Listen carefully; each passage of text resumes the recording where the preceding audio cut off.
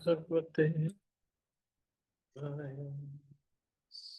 Narayanam Namaskritya Naram Chaiv Narottamam Devim Saraswatim Vyasam Tato Jayamudiriye Nashtaprayi Yuvabhadreshu Nityam Bhagavata Sevai Bhagavati Uttam Shloke Bhaktir Bhavati Nashtaki.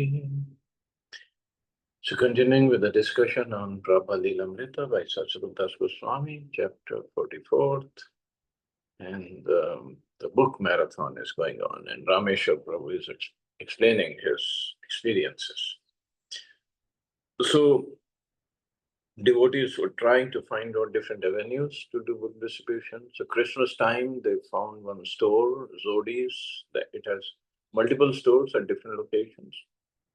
And it would be open until midnight because of Christmas time. So Rameshwar Prabhu, he decided to do the book distribution in the parking lot, but then he said, okay, I'm getting too late. Everybody must be in the temple and they must be waiting upon me. Let me go back. I finally arrived at the temple at about 10 minutes to 12, so 11:50 p.m. And I burst into the Sankirtan room. But the only person there was the secretary, Madhukanta. I said, oh no, everyone went to bed. He said, no, nobody is back yet. I was the first one back. That was a discovery of the first Christmas marathon. It was completely unplanned. No one had ever instructed anyone to stay out that late. We just did it spontaneously. So just look at the enthusiasm of devotees. Until midnight, they're distributing books. Finally, at about 1:30 in the morning, all the devotees had returned, and we were all sitting around looking at the Sankirtan map. We could not sleep. We were so excited to go out. We were thinking, where can we find plenty of conditioned souls to distribute books to? Our noise and raucous laughter was like a drunken party, and it woke up Karandhar, who was sleeping in his office in the next room. He came stumbling in, wiping the sleep from his eyes. But when he saw us and saw what was going on, he burst out laughing and sent us all to bed, saying, get ready for tomorrow. So in this way, we performed the 3-day marathon, December 22nd, 23rd, and 24th. No one had ever distributed as many books before in the history of our movement. A big day had been considered to be somewhere between 65 and 40 books. Oh, I'm sorry, 25 and 40 books. But we were distributing between 5,000 and 6,000 pieces of literature a day for a 3-day period. 5 to 6,000. One temple had distributed almost 18,000 pieces of literature in just 3 days. Can you imagine? At this time, Srila Prabhupada was in Bombay, where his attempt to secure the land in Juhu had been entangling. The landlord was now refusing to sell the property and was trying to evict the devotees, even though Srila Prabhupada had already installed Radha Krishna deities on the land. Although these matters were causing Srila Prabhupada anxiety, he continued his usual daily duties, taking his morning walk, lecturing in the evening from the nectar of devotion, corresponding with and receiving news from his centers all around the world, even organizing a Bombay Pandal festival for January. When Prabhupada received news of the book distribution in Los Angeles and elsewhere in the United States, he was very pleased and amazed. Although involved with many affairs from throughout the world, he put them aside and relished the overwhelming victory of book distribution in America. Immediately, he called in his personal secretary and dictated letters. My dear Rameshwar, I beg to acknowledge receipt of your letter dated December 27, 1972. And with great happiness, I have read your figures of amount of books sold during 3-day period, December 22nd to 24th, 1972. It is scarcely believable that more than 17,000 books could have been sold by one temple in 3 days. That indicates to me that people are at last becoming a little serious about this Krishna consciousness movement in your country. Otherwise, why they should buy our books? But they can see that our boys and girls devotees are so much sincere and serious to distribute the message of Krishna consciousness. They are at once struck by seeing them, and therefore they appreciate and purchase. This is unique in the world. So I am so much pleased upon all of the boys and girls in Los Angeles and all over the world who are understanding and appreciating this unique display of our transcendental literature. And voluntarily they're going out to distribute despite all circumstances of difficulty. By this effort alone, they are assured to go back to home, back to Godhead. See, this is Prabhupada's promise. By this effort alone, they are assured to go back to home, back to Godhead. Book distribution, so important for Prabhupada, so close to his heart. The same day Prabhupada dictated a letter to Karandhar. I could never have thought it was possible to distribute so many of our literatures. Therefore, I can understand it is simply Krishna's blessings, a Krishna blessing us for you sincerely working on his behalf. Actually, that is the secret of my success. Not that personally I have done anything wonderful, but that because those who are helping me are sincere. This is his humility. I haven't done anything wonderful, but those who are helping me are sincere. This is really humble. And this is what attached the devotees to Prabhupada, to do more and more. They have done the work. That is the reason for our success all over the world, where others have failed. A little sincerity is a very difficult thing in this age of hypocrisy and bluff. But I'm so fortunate that Krishna has sent me all of you nice boys and girls who are sincerely working. Please convey to all of them my deepest appreciation. See, these words of encouragement, of course, that will make anybody give his life for Prabhupada. Srila Prabhupada's letters acknowledging the Christmas marathon and assuring the devotees that they would go back to Godhead sent the book distribution movement flying into the new year with great momentum. Devotees continued to find new ways and places to distribute books. New records were constantly topping the old, and the devotees were making still higher projections for the future. Rameshwar published in his February 1973 newsletter a letter from a college student who had read one of Srila Prabhupada's books. ISKCON's mail order office was receiving hundreds of such letters a month. Sir, a couple of weeks ago, devotees of Krishna from Denver, I understand, were here at the University of Arkansas distributing literature. One young man approached me with a hard pitch for my purchasing a copy of the proper translation of the Bhagavad Gita. I was initially quite skeptical. So many people were getting rich from selling their versions of the answer, and told him to not bother me. He insisted though, and I finally gave in. I've been reading the Gita, having not finished it yet, and have found it quite rewarding. My mind, shaped in logic and empiricism, seems to find itself barely tasting the transcendental material in the book. I discuss it with others. I find myself remembering certain passages. It has genuinely stimulated my interest, to say the least, in a way that my quite extensive readings in Christianity, Zen, Buddhism, the lower forms of yoga, etc., have never succeeded in doing. In short, I think I have finally found the beginning. So this is how books transform people's heart. And this is the potency of Prabhupada's purports, Prabhupada's books. Rameshwar went on to beat the drum of Sankirtan. Actually, no one can properly measure the effect of a book distribution. If it was known how many books we distribute each month, we would be listed on every bestseller list in the country. For example, as many of you know already, the new Gita has outsold any other edition of the Gita ever printed. So ISKCON's Gita has already outsold. It's only 1973. The Macmillan Company has already sold tens of thousands of copies, while we have sold over 27,000 copies ourselves since they first appeared last August. With increased monies coming into the book fund, Srila Prabhupada had approved his trustees' plans to print larger quantities of books and store them in a warehouse, making them available to the temples for distribution throughout the year. Yet keeping up with the temple's demands for books was still difficult, even with a warehouse. So many books are going. Small, easy to sell books like Beyond Birth and Death, On the Way to Krishna, Raj Vidya, and The Perfection of Yoga were printed in the tens of thousands. Distributors would go out carrying in their book bags a variety of books: Shri Ishopanishad, Bhagavad Gita, Srimad Bhagavatam, and Krishna, the Supreme Personality of Godhead, as well as an assortment of small books, Back to Godhead magazines, and some inexpensive booklets like Krishna, The Reservoir of Pleasure, and On Chanting Hare Krishna.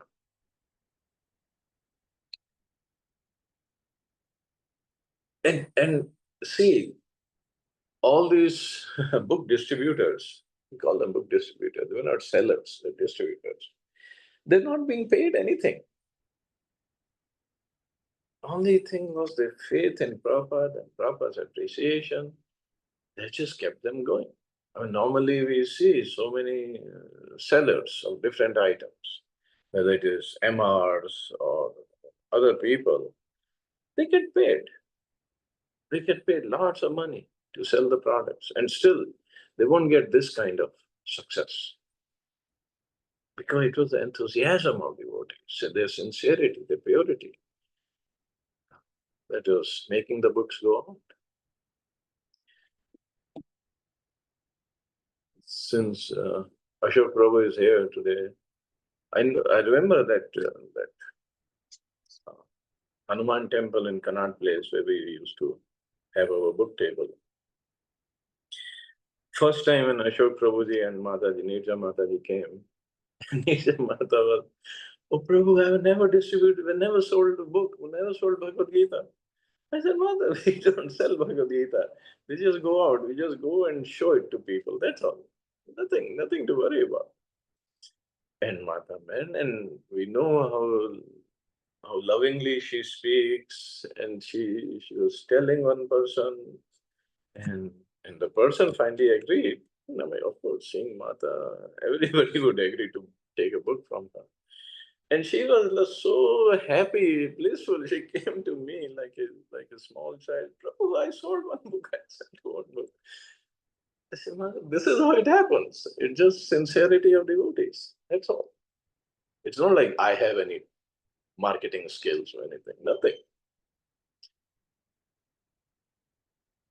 So another incident is coming. Tom Bewdry was living with his wife in Santa Cruz, California. After attending a festival in Berkeley celebrating Lord Chaitanya's appearance, where he chanted all day, and after reading Prabhupada's Bhagavad Gita, he felt he should become Srila Prabhupada's disciple. He began chanting and trying to interest his wife and friends in Krishna consciousness. When a traveling party of brahmacharis arrived to start a center in Santa Cruz, he told them he wanted to join. But they were skeptical. Then one day he showed up with a shaved head and dhoti. Tom Beauty. I began going out every day with the chanting party. Then gradually I began to break away from the Kirtan party to sell small books in shopping centers. One day I came back and one of the brahmacharis, Sarvabhauma, criticized me. He asked me how many big books I had sold. I said, "I didn't sell any." He said, "How many did you bring with you?" I said, "I didn't have to bring any with me." "Then you are in Maya." He said, "You didn't bring any big books. How do you expect to sell them?" Prabhupada wants these big books sold. So I thought to myself, "Gee, I must be in Maya." He said, "How do you sell these books?" He said, "You pray to Prabhupada, Prabhupada gives you the mercy." So I thought, well, that makes sense. That's how everything works in Krishna consciousness. Well, yeah. But this point of you are in Maya, of course, if it's to encourage somebody, it's good, but Prabhupada would not say that you didn't bring books, so you are in Maya. But anyway, this is what happened. I went to my house, I thought about it and prayed to Prabhupada that I could sell these big books. I prayed all evening and then took rest. In the morning, I got up and it was on my mind. So I put out one big book, Teachings of Lord Chaitanya, in my bag of small books. But in the course of selling the small books, I forgot about the big book. Suddenly, a lady came up to me and said, "What's that big book you have there?" Then I remembered Prabhupada and my prayers. And I said, "This is the teachings of Lord Chaitanya." I gave her the book and she gave me $3. When I got back to the temple, I told the devotees how Prabhupada had sold a book. Pragosh. I was coming regularly to the Detroit temple for classes in the evening, and I was doing some odd work to help the devotees prepare the temple. Every night I would be painting, and I would watch the devotees coming back from Sankirtan. They seemed very ecstatic and enlivened, and I was always a little curious about what they did out there that made them come back like this. I would be up on my ladder painting and listening to them talk as they sat on the floor drinking hot milk. They would talk about how they had knocked on one man's door and this had happened and then that had happened. It was very attractive to me. After I moved into the temple and had been a devotee about a week, someone asked me if I would like to go out and try distributing books. So I went out, wearing a dhoti and tilak, and using a straightforward presentation, walking up to people, giving them a card and a book, telling them about the contents of the book, showing them Prabhupada's picture and asking for a donation. The exhilaration I got from that was just incredible. It became extremely blissful to go out and do this. None of us could actually put a finger on why it was so ecstatic. We used to lie awake all night at night. All the brahmacharis stayed in one big room and we would lie there on the floor in our sleeping bags, whispering to each other, "What did you say to the people out there?" There would be all these different conversations going on in the room at night, with the lights out and everyone talking, trying to relate how we were presenting Prabhupada's books. Yes, that happens. That really happens. It gives encouragement and different tools to other devotees also. Okay, this maybe this dialogue will work. Maybe this way it will work better. But definitely, we know it happens only by Prabhupada's mercy. Only by Prabhupada's mercy. Jagadhatri Devi Dasi. My first service was cleaning the temple. I was cleaning the whole temple. I would be looking out the window at the men piling into the vans, getting ready for Sankirtan. And I would always think that I would really like to be doing that. Finally, our temple formed two traveling parties, one of men and one of women. And we went for the summer to distribute books in the fairs of Washington state. The men and ladies used to have competition to see who could distribute the most. Sura. I joined Krishna Consciousness in Seattle in 1973. And they sent me out on book distribution my first day. We would always hear from Los Angeles about the letters Prabhupada was sending. Everything we heard was centered on Prabhupada's desire for his books to be distributed. It was by hearing that newer devotees wanted to go out and be part of the Sankirtan party. We wanted to be soldiers of Prabhupada's book distribution army. We went to the Spokane Fair, and the leader of the Spokane Temple wrote a letter to Srila Prabhupada requesting him to come and telling him the results of our book distribution. Then we received a reply from Prabhupada saying that he couldn't make it, but the devotees should go to the fair and preach on his behalf. Fulfilling my mission, Prabhupada said that every man and woman in the United States gets a book. That was just what we were waiting for, to get an order directly from Prabhupada, that this was what pleases him. Every man and woman in the United States get a book. That's really far out. Our book distribution kept increasing, and we just thought we would never had so much fun before. It wasn't like austerity. Some of the devotees were thinking, well, it's really hard to go on Sankirtan. We were thinking, you must be nuts. It's the most fun thing you can do to go on Sankirtan and sell books. It was fun, not for sense gratification, but for the soul, because of our being linked in service to our spiritual master and Krishna. I appreciated it in that. And when I first met Pragosh, I could see he was really dedicated and a true lover of Prabhupada, because he was so dedicated to pleasing Prabhupada by distributing books.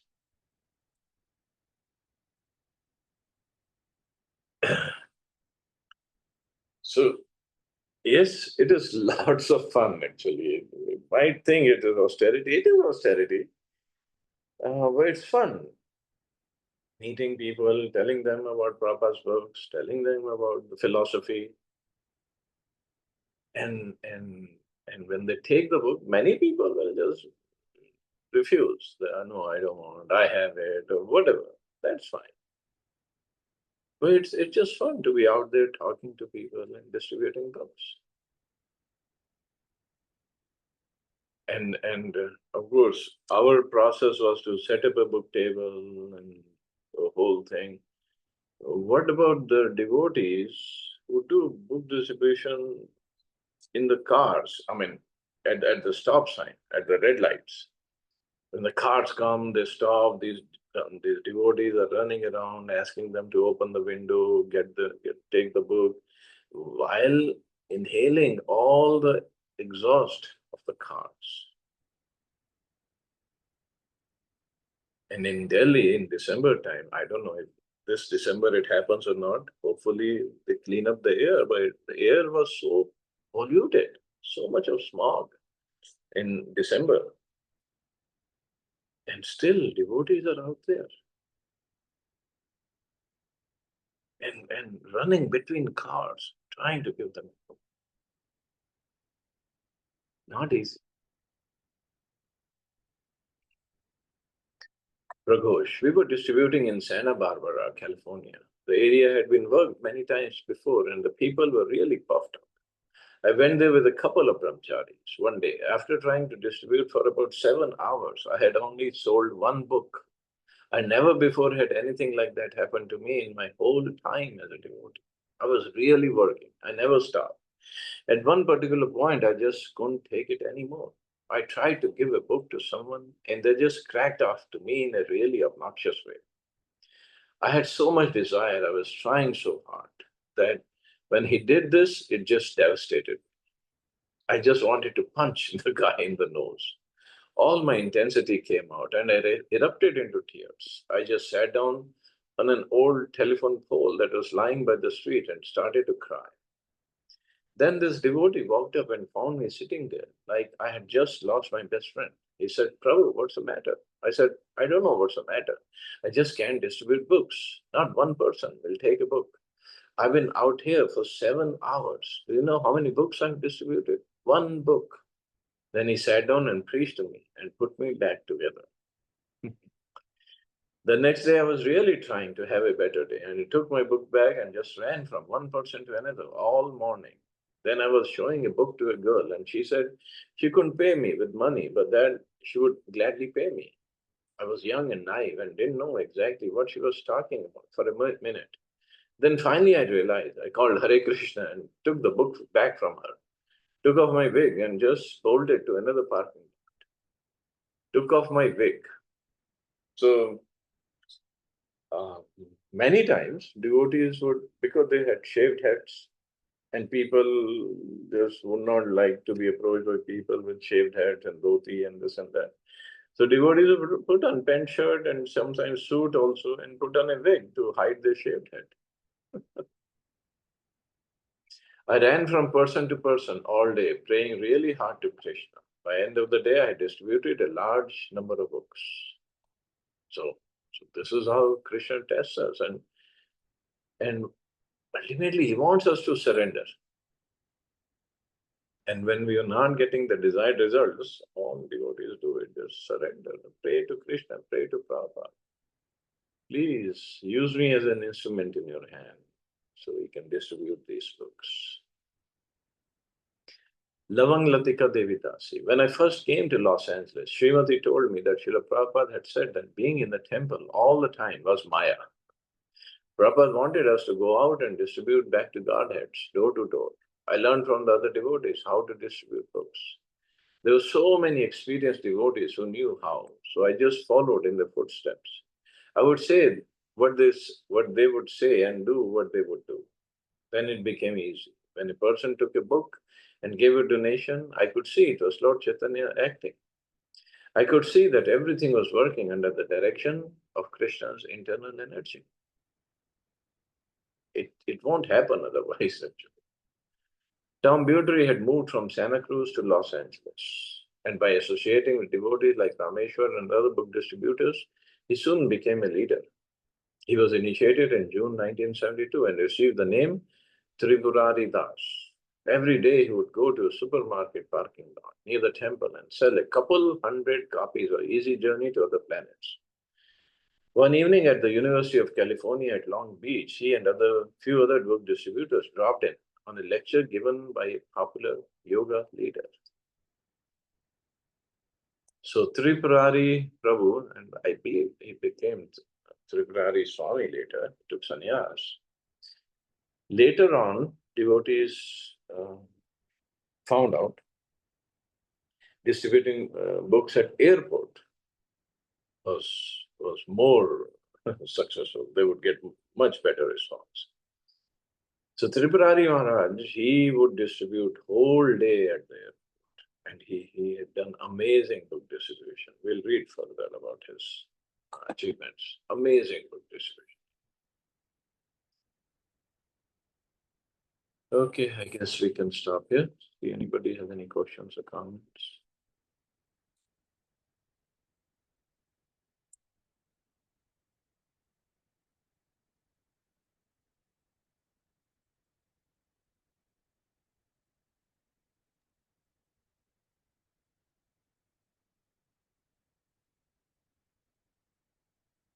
Thank you, Prabhuji. Hare Krishna. Jai Srila Prabhupada. Thank you. Hare Krishna. Jai Shri. Jai Srila.